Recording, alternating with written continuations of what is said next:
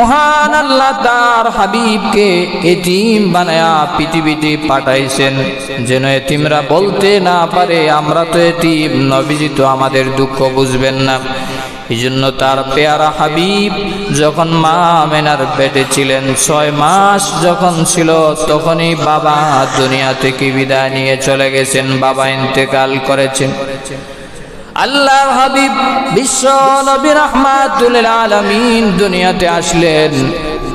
মা আমেনার মনে বড় কষ্ট, কারণ ছেলে দুনিয়াতে আসার পরে সবচাইতে বেশি খুশি হইতেন তার বাবা। তার বাবা আজ দুনিয়াতে বেঁচে নাই, এইজন্য মা আমিনার মনে কষ্ট।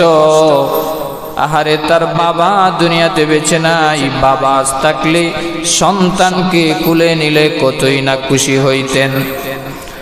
মা আমিনার মনে দুঃখ। এক পর্যায়ে দাদা আব্দুল মুত্তালিব সন্তানকে কুলে নিলেন, নাতিকে কুলে নিলেন।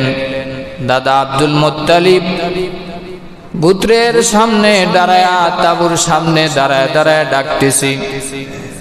ওই তায়েফ থেকে আসা সাদিয়া গোত্রের লোকদেরকে ডাক দিয়া বলে, এই তাবুর ভিতরে এতিম একটা বালক আছে, যদি মন চায় তাহলে নিয়ে যেতে পারো, টাকা করে বেশি দেওয়া যাবে না। আব্দুল মুত্তালিব বলার সাথে সাথে তায়েফ থেকে এসেছিলেন ভাগ্যবতী মহিলা হালিমাতুস সাদিয়া রাদিয়াল্লাহু তাআলা আনহা।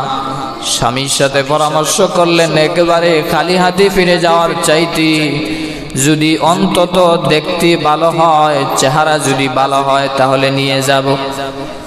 শিশু মুহাম্মদ সাল্লাল্লাহু আলাইহি ওয়াসাল্লামকে যেমনি মাত্র হালিমাতুস সাদিয়া কুলে নিলেন, কুলে নেওয়ার সাথে সাথে হালিমাতুস সাদিয়া রাদিয়াল্লাহু আনহা বলেন, আমার মনে হলো আকাশের পূর্ণিমার চাঁদটা আমার বুকে ধরা দিয়েছে। সুবহানাল্লাহ।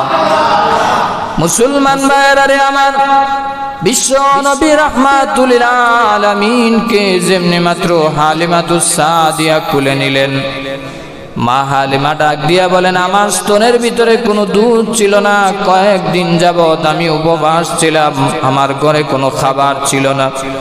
যেমনি আল্লাহর পেয়ারা হাবিবকে আমি কুলে নিলাম, শিশু মুহাম্মদকে কুলে নেওয়ার সাথে সাথে আমার দুনোটা স্তনে ভরপুর দুধ হয়ে গেল। সুবহানাল্লাহ।